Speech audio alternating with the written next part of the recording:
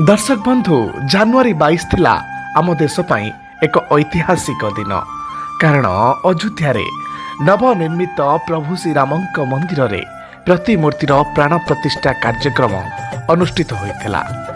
प्रभु श्रीरामंक प्राण प्रतिष्ठा कार्यक्रम रे शामिल होइथिले देश विदेश अनेक मान्यगण्य व्यक्ति विशेष समेत बहु साधु संत नेता मंत्री प्रतिष्ठित व्यक्तित्व सिने कलाकार खेलाड़ी व्यवसायी माने मर्यादा पुरुषोत्तम प्रभु श्रीरामंक प्रतिमूर्ति को दर्शन करी समस्ते भक्तिर सहित खुशी प्रकाश करथिले।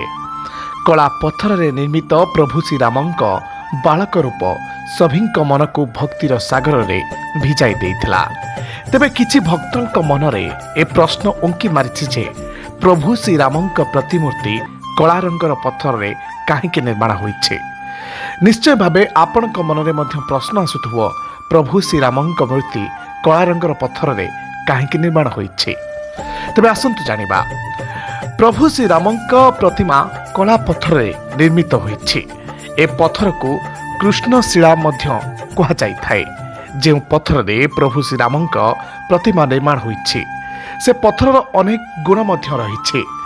विभिन्न विषय को नहीं उक्त पत्थर को प्रतिमा निर्माण पई चयन करा जाय थाए। तबे दर्शक बंधु आपनक मनरे प्रश्न आसुथाई पारे काहेकि ए पत्थर एते स्वतंत्र।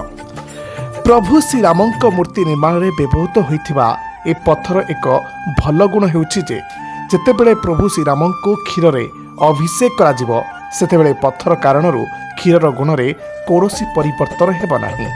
उक्त क्षीर को पादुका बा प्रसाद भावे व्यवहार करने द्वारा ताहा स्वास्थ्य उपरे कौनसी प्रतिकूल प्रभाव पकाइब नाही। एथिसह एहा 1000 अधिक वर्ष पर्यंत सुरक्षित रही पारे।